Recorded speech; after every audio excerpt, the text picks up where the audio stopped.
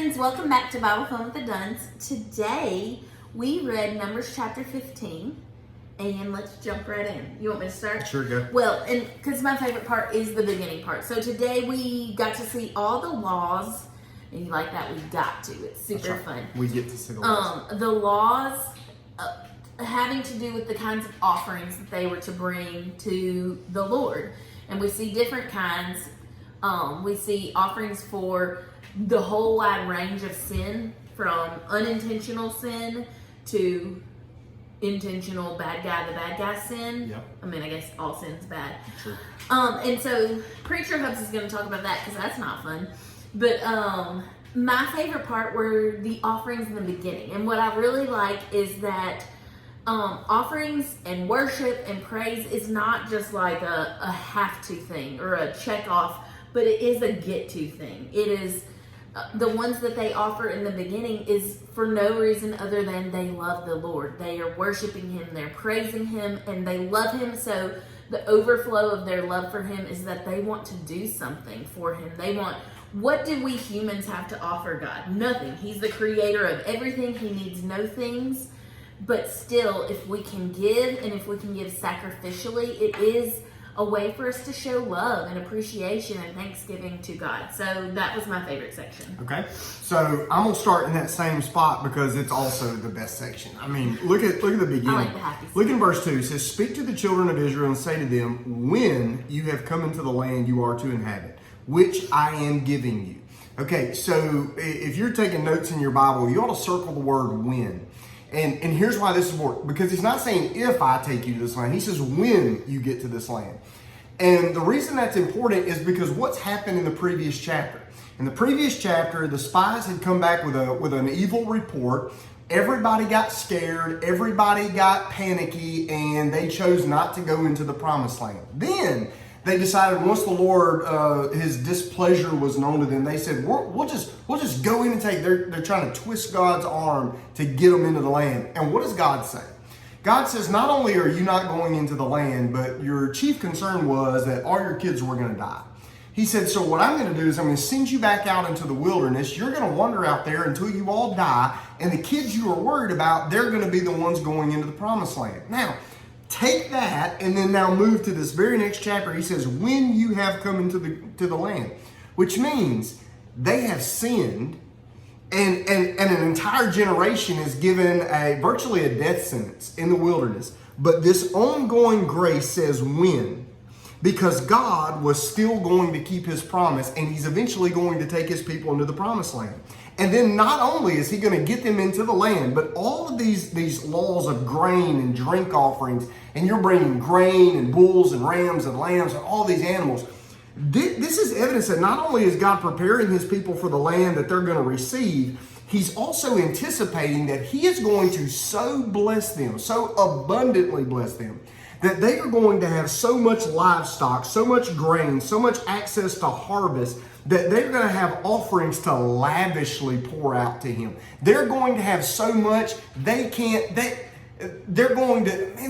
got tons to give back. Why? In gratitude. Now, in verses 3 through 16, these aren't offerings for sin. These are voluntary offerings for praise, gratitude, and fellowship. Warren Wiersbe says of this, that it pleases the heart of God when His people spontaneously thank Him for the material and spiritual blessings that He sends. And that's fantastic. In verses 17 to 21, it's offerings for the harvest. So what it's saying there is when the Lord gives you your increase, your bounty, your harvest, He says His portion comes off the top. Now, why is that? Because that's the cream of the crop that says, if I can trust God with what comes first, then I can trust everything else to kind of follow after. I'm not going to get it all and wait and see if I got enough before I give God His. No. I'm going to so trust God that anything I give Him, He is going to meet my needs with everything else, even if I haven't harvested that yet. God is going to come first because He will always take care of me. Verses 22 to 31 are offerings for sin. I want you to understand, there has to be an offering for sin. The wages of sin is death. Okay? So now, when you look at this, we also get a good glimpse of Aren't we glad we don't have to keep these offerings Oh up? my goodness. I mean, the reason why this law exists was a trainer for them to feel like and recognize that they just utterly could not keep it on their own. God had to keep this for them coming through Jesus. This is where we now recognize when Jesus comes on the scene in the Gospel of Matthew, he says, do you think I came to abolish the law? He said, no. He said, I came here to fulfill the law and the prophets.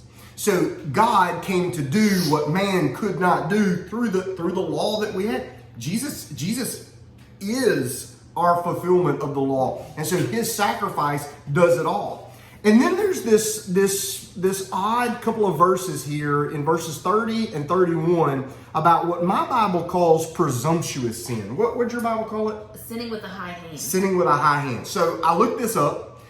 Basically, this is brazen, knowing, defiant, Blatant arrogant, sin. blatant, even premeditated sin. It means to sin with a high hand, like shaking a fist at God. Like, I know what you say, but I'm going to have it my way anyway. Basically, if you got any questions about this, the next story is the key. So God had given his people all of these laws, and they knew the wages of sin is death. They knew this. And so they get all of these laws, and you got one guy. I mean, don't you always have just one guy? One guy in the group, he goes, are we serious about this? And people this had to be like all around the community because we have the story here and everybody finds out about it. He goes out and he gathers sticks on the Sabbath day. Well, how would everybody in the nation know that he did it? Because he did it in front of their faces to show them this isn't as bad as you think it is. And turns out it was. Yep. This is an example of an arrogant, it's an arrogant defiance before God. And Moses saw it, the leaders saw it, but God saw it. And what they figure here is this cannot go unpunished. We will not defy God in front of his face and expect him to be okay with it. And so they're directed to go out and execute the guy. You say, well, for picking up sticks? No. For rebelling against God willfully and brazenly. That's why. You say, well, I've done way worse than that. Yes, and you deserve to die. We deserve to die for every sin, for every lie, for every rebellion against God, no matter how big or small we think it is. We deserve to die. The wages of sin is death. You say, well, why did this guy die and I didn't have to? Listen, I do have to die for my sin, but Jesus came and took my place at the cross. This guy died in his sin. Jesus died for my sin. That's the difference here. I can guarantee this. Nobody else picked up sticks on the Sabbath day after that. Like, they knew holy is the Lord and do not forget. And by the way, do not forget is the theme of the last few verses. So Jewish people will wear tassels. So they're like braided cords. They wear them under their shirts. And they drape down the sides, just drape down the sides of their body. You could spot a Jewish man from a distance in a crowd.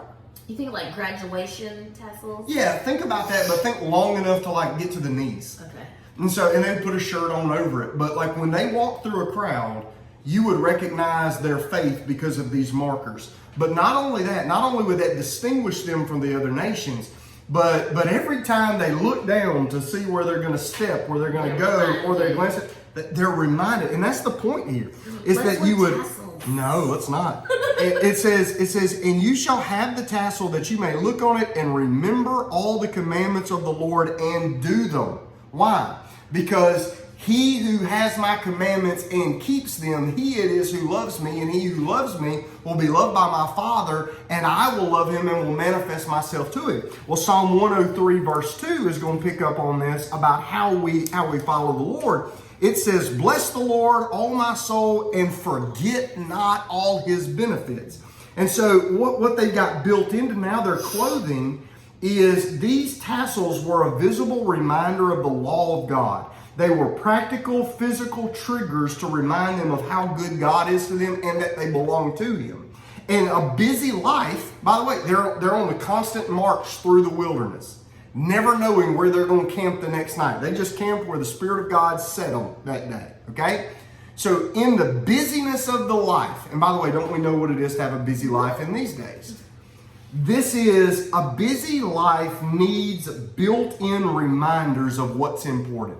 Forget not the Lord and forget not all of his blessings. That's what this is. It ultimately comes down to the Lord is teaching his people how they can thank him, how they can be clean, how they can be forgiven, and the consequences of what happens when they rebel. That's what this chapter is. I hope you've enjoyed it. On Sunday, we're going to talk about Numbers chapter 13. We're going to talk about those spies. So now you know where we're going. Sneak peek. All right? So have a great day. We'll see you later. Bye.